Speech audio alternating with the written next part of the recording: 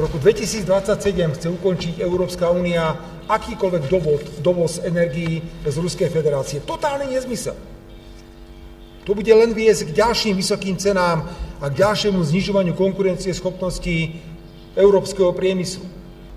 Ami az energiállátást illeti, mélyen egyetértek a miniszterelnök úrral, hogy sajnálatos dolog, hogy Ukrajna blokkolja a területén keresztüli földgázszállításokat. Szerintünk ez nem a jövő útja, így nagyon nehéz lesz közelebb kerülni Ukrajnának Európához. Sokkal több megértést kellene tanúsítaniuk.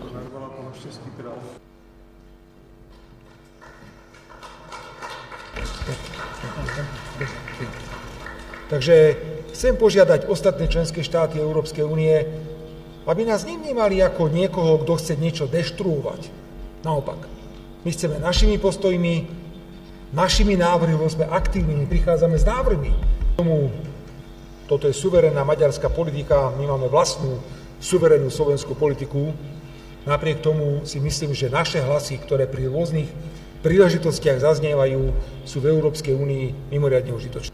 Azt, amit az önök miniszterelnöke, Robert Fico miniszterelnök úr mondott, hogy nekünk az volna a dolgunk Európában, hogy üdvözöljük az amerikai békekezdeményezéseket, hiszen önmagában, hogy orosz-amerikai tárgyalások vannak, már előállították azt a helyzetet, hogy az eszkaláció kockázata lényegében megszűnt. Amikor orosz-amerikai tárgyalások vannak, akkor az háborús eszkalációnak a veszélye alacsony szintre csökken.